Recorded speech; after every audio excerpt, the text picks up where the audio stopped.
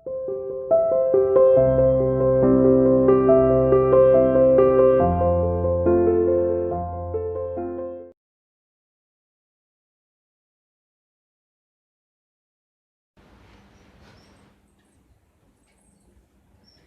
Students, welcome to CR international school online classes. आते हैं बेटा फिर दोबारा से अपने chapter number 12 subject and predicate.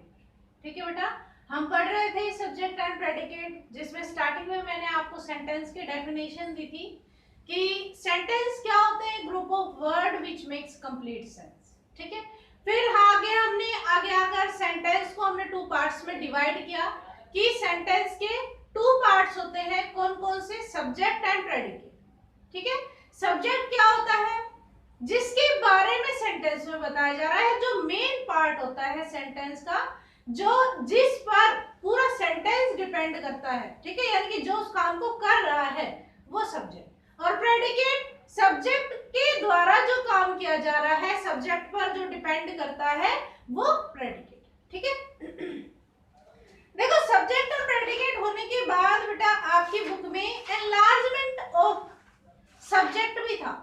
ठीक है, एनलार्जमेंट ऑफ सब्जेक्ट में मैंने क्या बताया था आपको कि सब्जेक्ट के लिए जिन शब्दों का यूज किया जा रहा है, सब्जेक्ट के लिए जो वर्ड यूज किए जा रहे हैं, चाहे वो कोई आर्टिकल हो, चाहे वो नाउन हो, चाहे कोई एडजेक्टिव हो, जो भी हो, वो सारे एनलार्जमेंट ऑफ सब्जेक्ट होते हैं।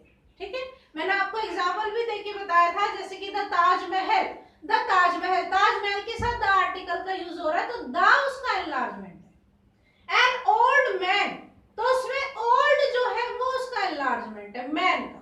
ठीक है, आज हम बताएंगे आपको extension of the predicate. Extension of the predicate क्या होते हैं, जैसे कि शी इज वर्किंग स्लोली, ये कोई सेंटेंस है, ये सब्जेक्ट हो गया, ये वर्ब है। ठीक है, एक्सटेंशन ऑफ प्रेडिकेट क्या होता है कि जो ऑब्जेक्ट, ठीक है, या फिर हम यूं कह दें कि सीधी सी बात है, जो एडवर्ब है, अपना जो मैनर एडवर्ब होता है ना, वो ही एक्सटेंशन ऑफ प्रेडिकेट होता है। या फिर हम यूं कहते हैं कि जो वर्ब को यहाँ पर डिफाइन कर रहे हैं, जो वर्ब के बारे में हमें बता रहे हैं। जैसे आपके में एग्जांपल है, द वॉरियर फॉट ब्रेवली, योद्धाओं ने बहादुरी के साथ युद्ध लड़ा, बहादुरी से योद्धा लड़े।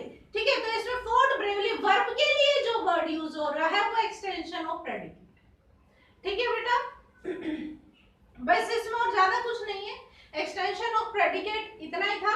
फिर उसके बाद हम आते हैं ये एक्सटेंशन ऑफ प्रेडिकेट, यानी कि जो एडवर्ब दिया होता है अपना सेंटेंस में, या फिर मेन तौर पर हम एडवर्ब में मैनर लेंगे। ठीक है, इसमें मैनर ही दिया होता है स्पेशली, तो वो ही अपना एक्सटेंशन ऑफ प्रेडिकेट होता है। ठीक है, अब हम आते हैं इस चैप्टर का जो मेन पॉइंट है, वो है एनालाइजिंग द सेंटेंसेस।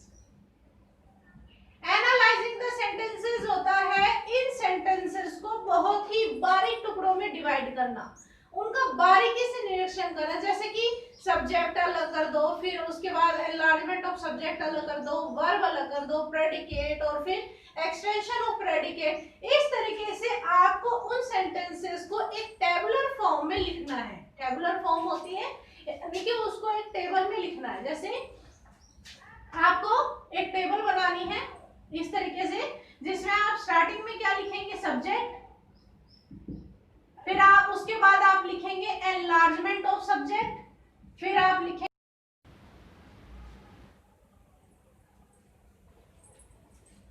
यस बेटा, देखो क्या बताया था मैंने कि हम कर रहे हैं एनालाइजिंग ऑफ सेंटेंस। ठीक है, एनालाइजिंग ऑफ सेंटेंस में स्टार्टिंग में जब आप टेबल बनाएंगे तो उसमें स्टार्टिंग में आप लिखेंगे सब्जेक्ट, फिर आप लिखेंगे एनलार्जमेंट ऑफ सब्जेक्ट, फिर वर्ब का कॉलम बनेगा, और फिर प्रेडिकेट का, और फिर एक्सटेंशन ऑफ प्रेडिकेट। ठीक है, मान लो कोई सेंटेंस है आपके पास, ही लर्न्स हिज लेसन्स, ये कोई सेंटेंस है, और साथ में मान लो इसमें लिखा हुआ है loudly, he learns his lessons loudly। ठीक है, इस तरीके से लिखा हुआ है।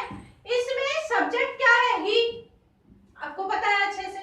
एनलार्जमेंट ऑफ सब्जेक्ट यानी कि क्या इसके साथ कोई वर्ड है। एनलार्जमेंट ऑफ सब्जेक्ट क्या होता है, जो सब्जेक्ट के साथ अदर कोई जो वर्ड यूज हो रहा है उसको फॉलो कर रहा है, वो कहते हैं हम एनलार्जमेंट ऑफ सब्जेक्ट। ऐसा नहीं है कुछ भी सब्जेक्ट के अलावा, तो हम इसमें ब्लैंक लगा देंगे। फिर वर्ब क्या है, लर्न्स, याद करती है। फिर उसके बाद है प्रेडिकेट, आपको लिखना है। अब हमने यहाँ वर्ब लिख लिया ना, तो वर्ब को छोड़कर हिज लेसन्स, ठीक है। और फिर लाउडली जो लिखा हुआ है वो है एक्सटेंशन ऑफ प्रेडिकेट। अगर मान लो कभी बाय द वे लाउडली नहीं दिया है तो हमारा एक्सटेंशन ऑफ प्रेडिकेट में कॉलम ब्लैंक रह जाएगा, ठीक है बेटा। ये होता है एनालाइजिंग ऑफ सेंटेंस, यानी कि किसी भी कोई भी जो सेंटेंस दिए हुए हैं उनको टेबुलर फॉर्म में आपको कन्वर्ट करना है। उनके लिए आपको एक टेबल बनानी होगी जिसमें आपको इस तरीके से कॉलम बनाने हैं। फर्स्ट में subject, enlargement of subject, verb, predicate, extension of predicate, ठीक है बेटा। अब हम आते हैं अपनी बुक की एक्सरसाइज पर। देखो कल आपने फर्स्ट एक्सरसाइज में बेटा सब्जेक्ट्स को अंडरलाइन किया था। आपके पास सेंटेंस दिए हुए थे, उनमें आपको सब्जेक्ट को अंडरलाइन करना था ओनली। बट आज जो एक्सरसाइज है उसमें आपको प्रेडिकेट को अंडरलाइन करना है, सब्जेक्ट को छोड़कर, ठीक है। जैसे aeroplanes fly over my house frequently, हवाई जहाज लगातार मेरे घर के ऊपर से उड़ रहे हैं, ठीक है, उड़ते हैं, फ्लाई प्रेजेंट टेंस में है। तो इसमें एरोप्लेन सब्जेक्ट है, उसको छोड़कर fly over my house frequently, उसको आपको अंडरलाइन करना, वो आपका प्रेडिकेट, ठीक है बेटा। इस तरीके से बाकी के नीचे के एग्जांपल आपको करने हैं। थर्ड एक्सरसाइज में आपको अपनी तरफ से सब्जेक्ट लगाने हैं सुटेबल, ठीक है। जो भी सुटेबल सब्जेक्ट है उनको आपको इसमें फिल करना है। जैसे फर्स्ट एग्जांपल है blank is a weekly holiday, पूरे हफ्ते में एक दिन छुट्टी किस दिन होती है, सबको पता है, संडे को, ठीक है। Second blank falls in the month of December, मैंने लिखा है क्रिसमस, विंटर भी हो सकता है, क्रिसमस के साथ साथ सर्दी भी तो होती है दिसंबर में। Third blank is our motherland, हमारी मातृभूमि इंडिया है, भारत है। जो अमेरिका में रहते हैं उनकी अमेरिका है, ठीक है। And fourth January is the first month of year, साल का पहला महीना क्या होता है, जनवरी। And fifth the Ganga is the longest river of India, Bharat की सबसे लंबी नदी कौन सी है, गंगा, ठीक है। और जो आपकी फोर्थ एक्सरसाइज है उसमें आपको प्रेडिकेट्स लगाने हैं, यानी कि जैसे उसमें हमने स्टार्टिंग में सब्जेक्ट फिल किया और इसमें आपको लास्ट में प्रेडिकेट फिल करने हैं। ओके बेटा, थैंक यू।